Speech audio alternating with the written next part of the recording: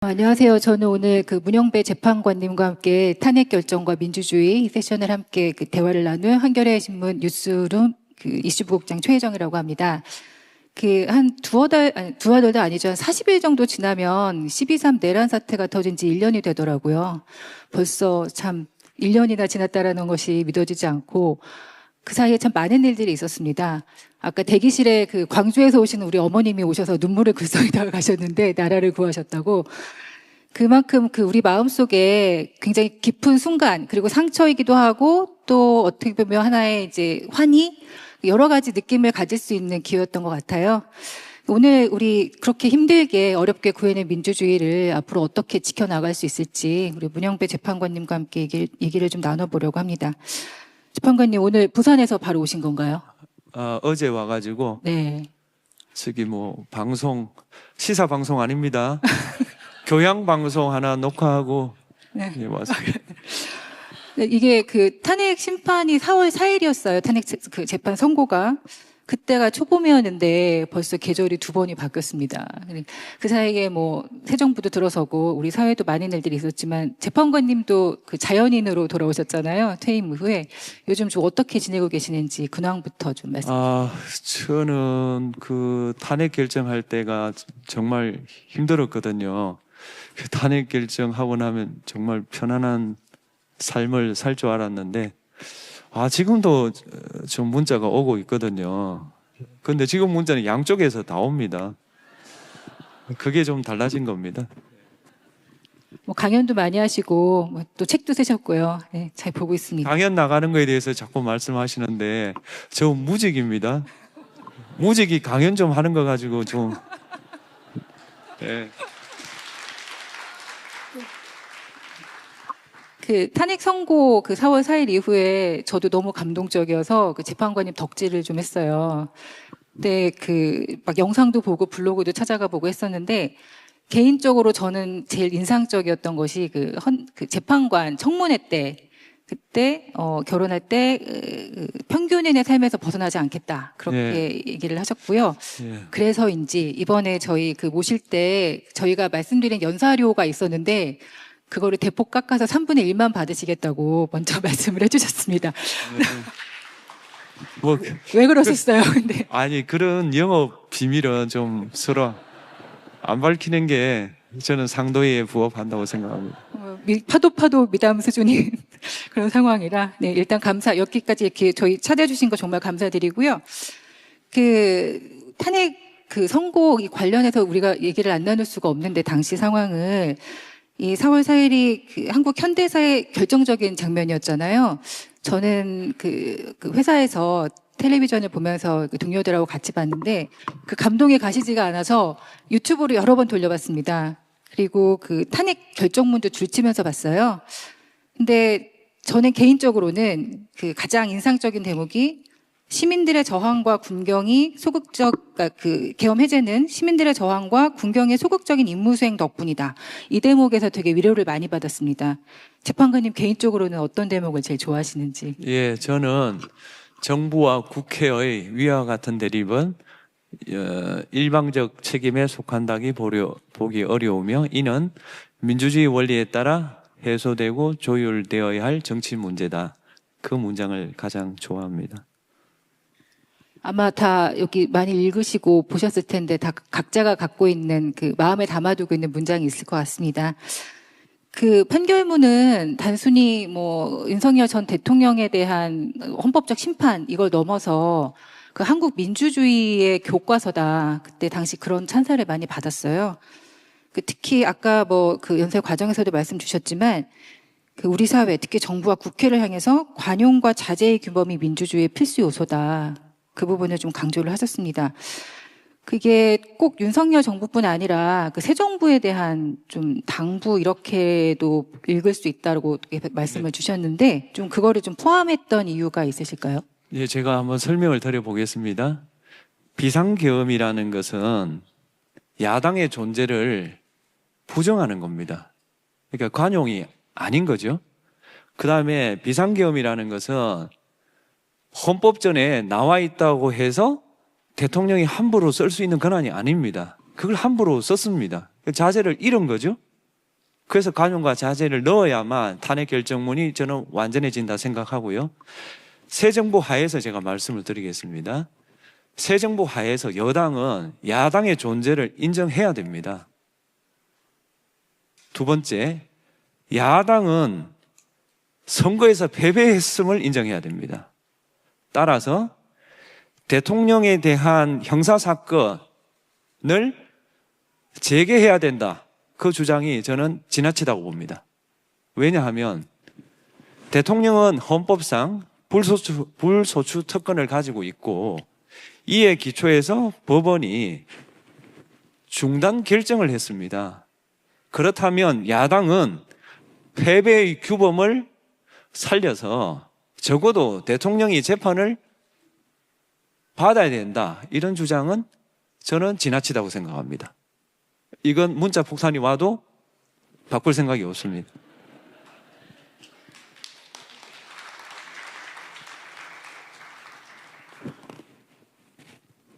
예, 이상입니다.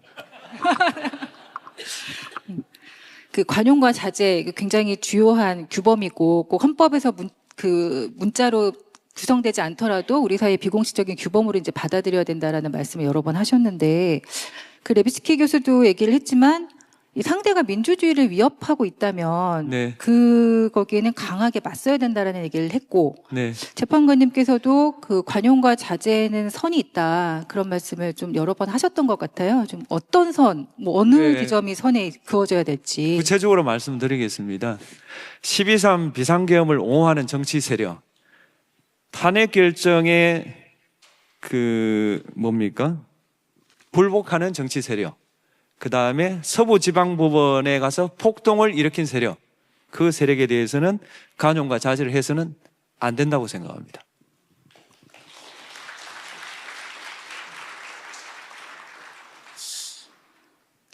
좀 개인적으로도 좀 궁금하긴 한데 지금 국민의힘이 뭐 거기에는 물론 탄핵에 찬성한 의원들도 있지만 또 그렇지 않은 의원들이 많고 또 최근에 또 장동혁 대표가 윤석열 전 대통령 면회도 하고 그러면서 좀 논란이 있어요. 근데 인정을 해야 될까요? 어떻게 해야 될까요? 그건 정치 영역에서 다뤄주시기 바랍니다. 알겠습니다. 탄핵 선고가 내려지면 좀 사회가 안정되고 우리 사회가 좀 물론 그 이후에 많이 제자리를 찾아가고 있습니다.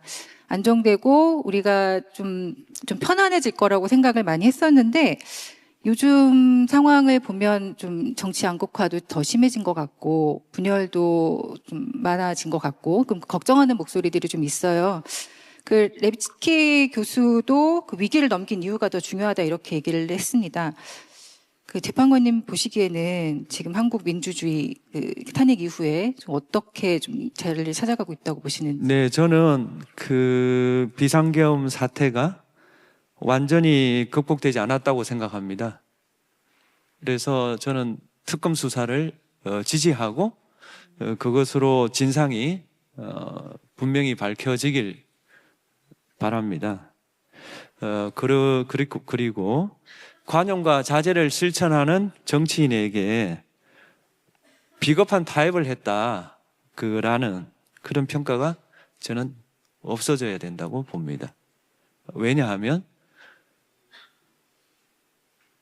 민주당을 지지하는 국민은 뭐 여론조사를 보면 40에서 50% 정도 됩니다. 그 다음에 국민의힘을 지지하는 정당이 국민이 뭐 대체로 한 30% 전후인 것 같습니다. 좀 뭐 30% 후반인 것도 있고요. 그러면 민주당 입장에서 국민의힘이 못마땅할 수는 있습니다. 그러나 국민의힘을 지지하는 국민을 못마땅해서는 안 된다고 생각합니다. 그 사람을 부정해서는 안 된다. 그렇기 때문에 저는 관용과 자제를 더욱 해야 된다고 생각하고요. 마지막으로 아쉬운 것은 지식인들마저 진리에 대한 생각이 저는 양분되어서는 안 된다고 생각합니다. 지식인은 진리를 추구하는 사람들이잖아요. 그렇다면은 여당에게도 쓴소리를 할 수 있어야 되고 야당에게도 쓴소리를 할 수 있어야 되지. 어떻게 지식인이 한쪽 진영만 그렇게 나무랄 수 있나요? 저는 최근 들어서 지식인 그룹에도 저는 양극화가 되고 있는 게 아닌가. 심지어는 어떤 지식인이 저에게 너 그 뭐하러 쓸데없이 그렇게 여당에 쓴소리를 하냐. 너는 어차피 여당이 지지하는 사람인데 뭐 장차 뭐 이런 이야기를 해요. 그게 맞습니까? 아니 옳으면 옳은 거고 틀리면 틀린 거지. 저는 잘 이해가 안 됩니다. 그리고 제가 진영이 어디 있습니까? 저는 정치할 생각도 없고 정치인도 아닙니다. 저는 진영이 없습니다. 없고 오로지 제가 공론의 장에 나서는 이유는 제가 원하지 않았지만 정말 원하지 않았습니다. 탄핵 결정을 했고 그 탄핵 결정의 의미가 충분히 엄미되지 않는 현실을 보면서 뭔가 설명해야 된다는 책임을 느꼈습니다. 그 책임을 이행하는 것이지 이렇게 말함으로써 나에게 이익이 된다, 불리하다. 김장하 선생은 저를 그렇게 가르치지 않았습니다.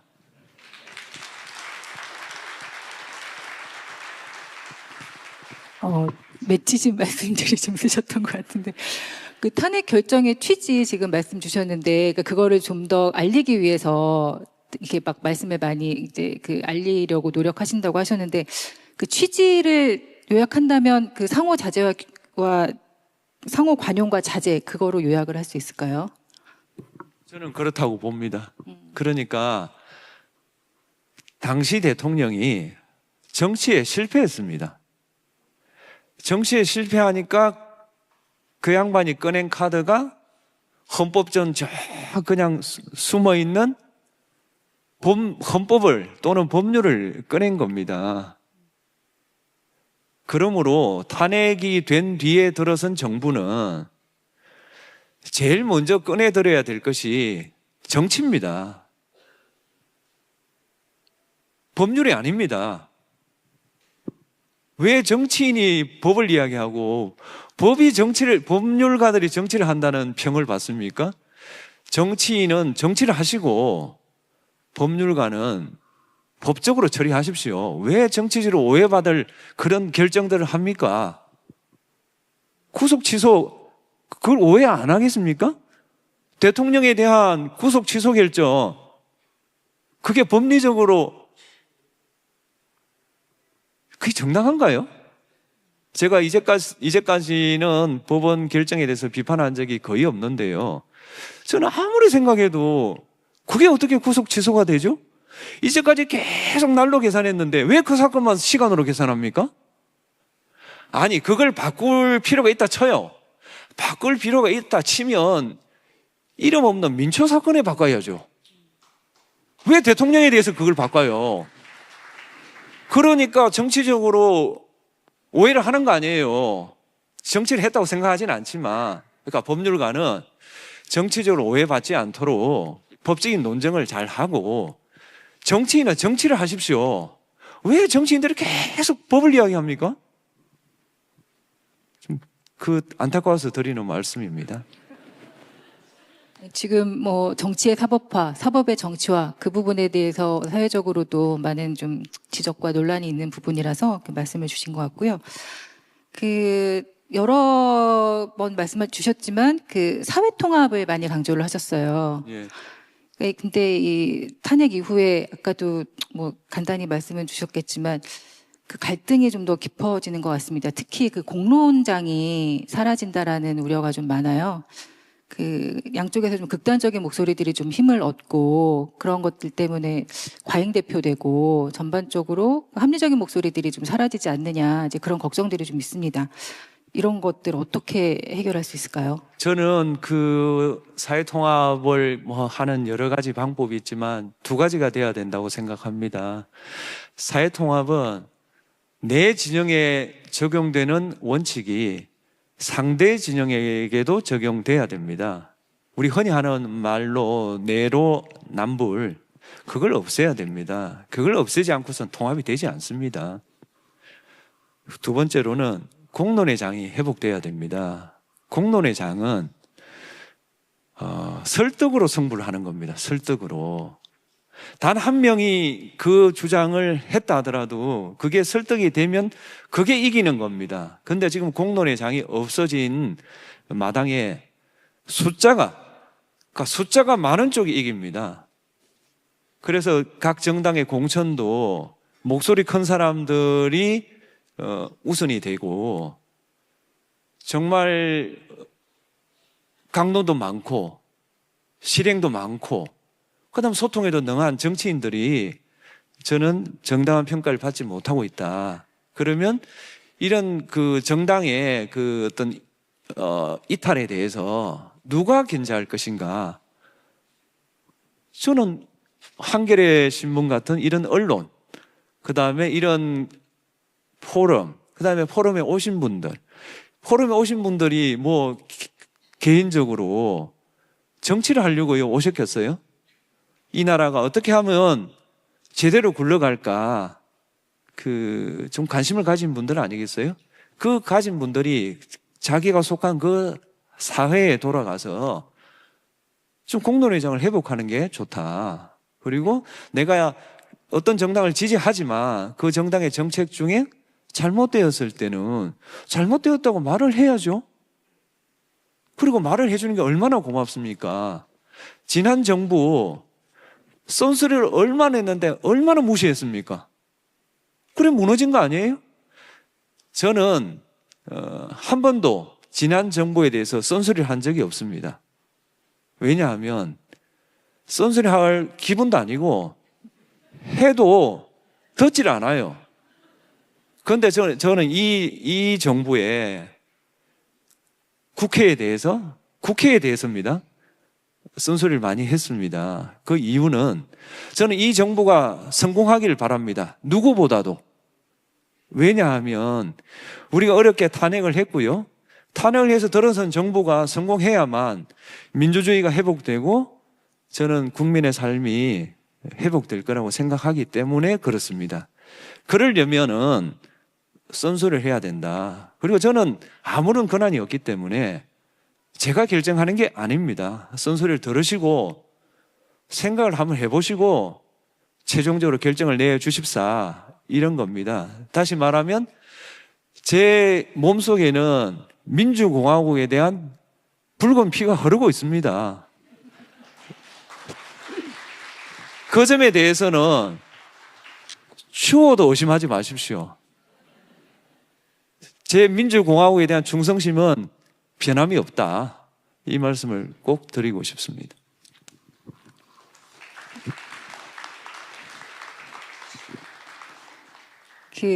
여당에서 최근에 여러 개혁 과제를 추진을 하고 있고, 아까 우리 강연하시면서도 사법개혁 문제에 대해서 충언을 많이 하셨어요. 근데 재판관님께서는 그동안 그 재판관으로 활동하시면서도, 그러니까 판사로서 계시면서도 사법개혁 논의에 대해서 굉장히 고민을 많이 하신 걸로 알고 있고, 최근에 페이스북에 이번 사법개혁 논의에 대해서 not because가 아니라 yes but의 이 협상의 기본적인 법칙이어야 된다, 그렇게 말씀을 주셨습니다. 지금 어떻게 진행을 해야 될까요, 이 부분은? 저는 국회와 사법부 사이에 관용과 자제가 적용되어야 된다고 생각합니다. 먼저 법원에 묻고 싶습니다. 여러분은 관용과 자제를 지켰습니까? 몇몇 판결 내지 결정은 평생을 법률가로 살아온 저로서도 관용과 자제를 어긴 게 아닌가 저는 의심하고 있습니다. 이 의심을 해소해야 될 책임이 법원에 있습니다. 그런데 사법의 독립이다라고 이야기합니다. 저는 신뢰를 이야기하고 있습니다. 신뢰를 이야기하고 있으면은 신뢰로 답을 해야지 왜 독립으로 이야기합니까? 저 역시 사법의 독립을 위해서, 사법의 신뢰를 위해서 제 나름대로 법원에서 애썼다고 생각합니다.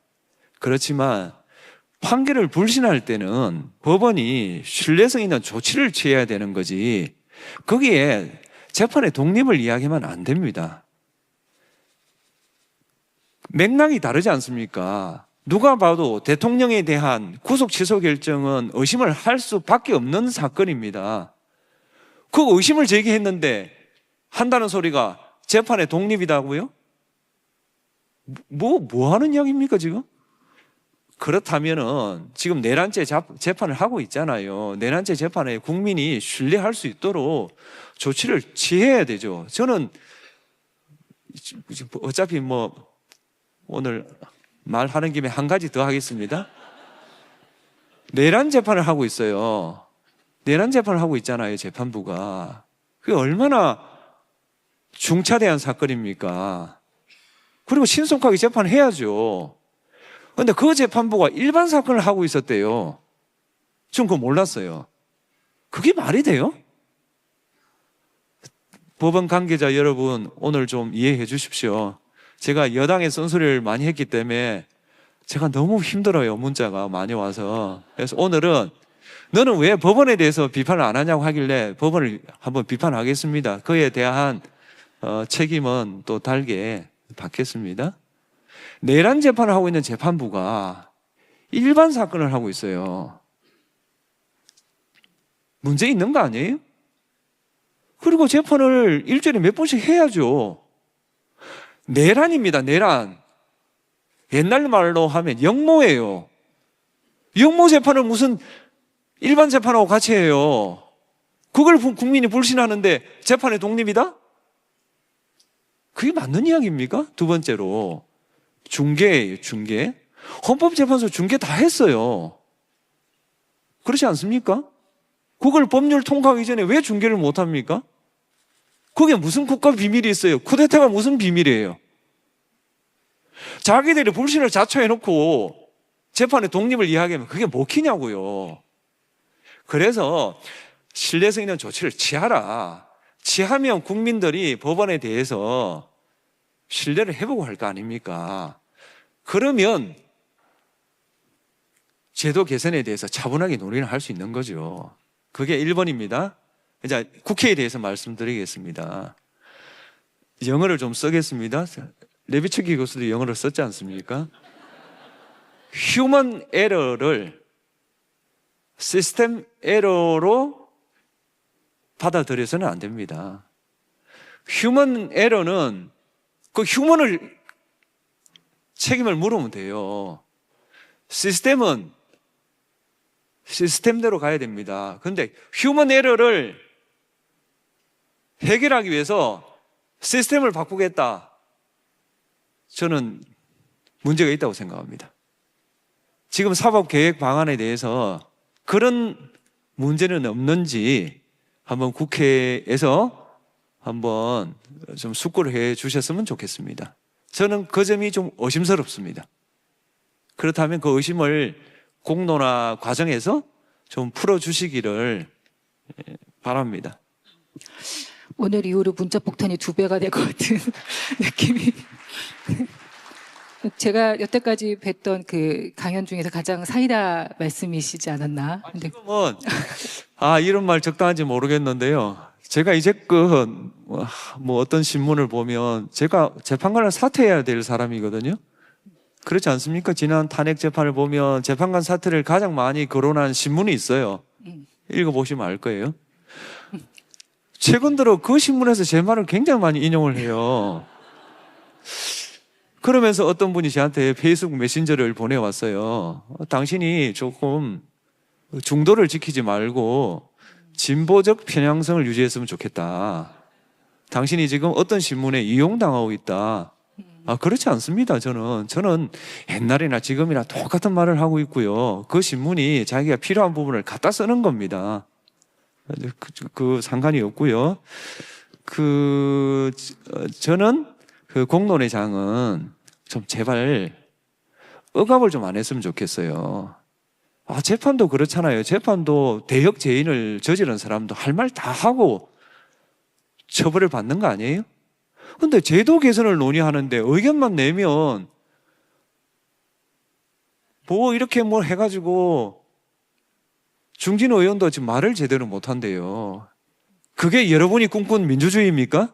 그 한겨울에 그 무슨 뭐죠? 눈 오는 날 이 뭐죠? 기세스 해가면서 여러분이 회복하려고 했던 민주주의가 그런 거예요?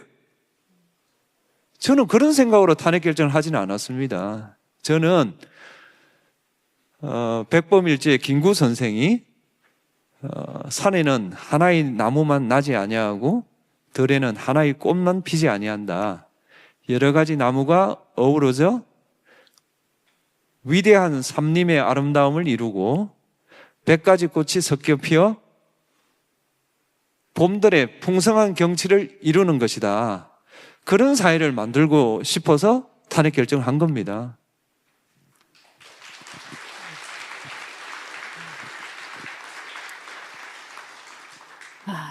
시간이 좀 얼마 남질 않아서 많은 질문들을 많이 주셨는데 제가 좀 너무 사실 다 좋은 질문들이어서 좀 짧게 한 2개 정도 여쭤보겠습니다.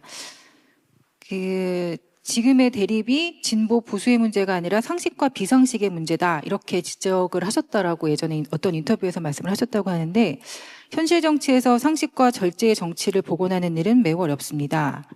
헌법재판관으로서 오랜 기간 정치적 갈등을 지켜보신 입장에서 제도와 시민의 역할 가운데 어느 쪽의 변화가 더 시급하다고 보시는지, 그리고 그 변화의 출발점은 어디에서 찾아야 한다고 생각하시는지 궁금하다고. 저는 시민이라고 생각합니다.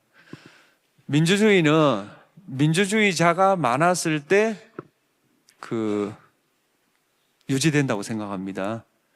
민주주의자를 길러내는 그 길은 국가에 있지 않다고 저는 봅니다. 민주주의를 길러내는 길은 시민사회에 있다. 그래서 시민사회의 공론의 장이 회복되어야 국가 권력이 제대로 권한 행사를 할 수 있다. 근데 지금은 정당과 그 당원 간에 저는 좀 건강한 긴장 관계가 없지 않나, 공론화 과정이 없지 않나, 저는 그런 우려를 하고 있습니다. 예. 그리고 퇴임하신 이후에 우리 재판관님께서 대중 활동하시는 모습을 보면 재임 중에는 알지 못했던 유머와 센스가 인상적이셨다. 관용과 자제를 강조하시지만 유머도 중요한 것 같다. 민주주의 발전과 지속에 있어서 유머의 중요성은 어떻게 보시는지 질문이 들어왔습니다. 저는 유머가 적대 관계에 있는 사람들의 관계를 부드럽게 할 수 있다. 제가 어차피 한번 말을 했으니까, 제가 가장 존경하는 정치인은 김대중 대통령입니다.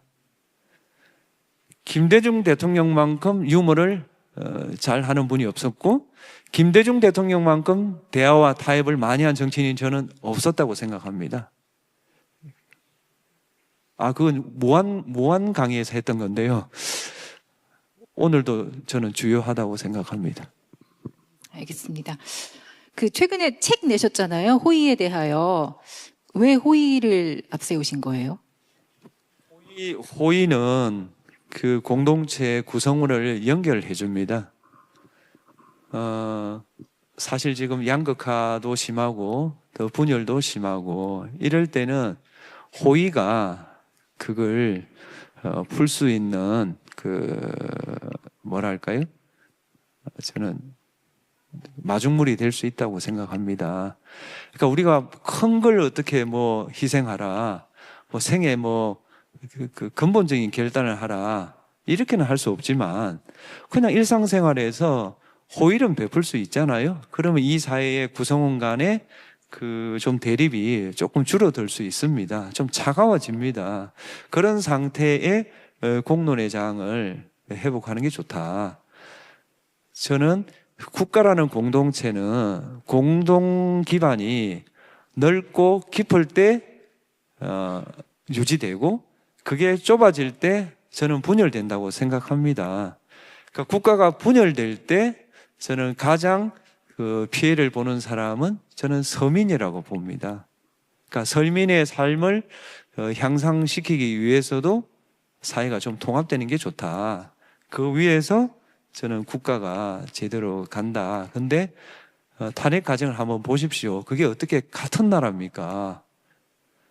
이쪽 사람에게는 영웅이, 저쪽 진영에는 악마가 되어 있습니다. 제가 오늘 성동구청에 강의를 가는데 거기에 그 시위를 하는데 그 구호가 엉터리 판사 물러가랍니다. 예. 저는 엉터리 판결을 한 적은 적어도 없거든요. 그럼 그쪽 진영에서는 저를 그렇게 평가하고, 또 이쪽 진영에서는, 이쪽 진영인지 모르겠지만 하여튼 나라를 자꾸 구하셨다고 하는데 그 둘 다 좀 과한 말씀이고, 나라는 저는 시민이 구하셨다. 그 비상계엄이 선포되었을 때 국회에 달려가서 그 장갑차 밑에 들어 눕고, 그 다음에 그 총을 잡은 사람이 있지 않습니까? 그런 사람들이 나라를 구하신 거고요. 저희들은 그냥 법적으로 도장을 찍은 것이니 제발 저한테 나라 구했다고 좀 하지 마십시오. 제가 너무 부담스럽습니다.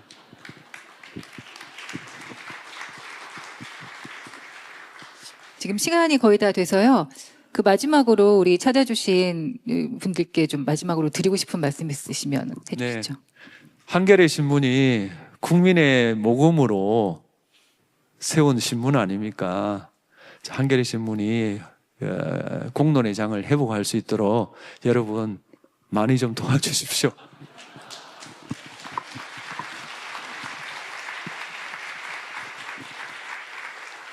네, 오랜 시간 함께 해주셔서 너무 감사드리고요. 여기 이쯤에서 좀 마치도록 하겠습니다. 감사합니다.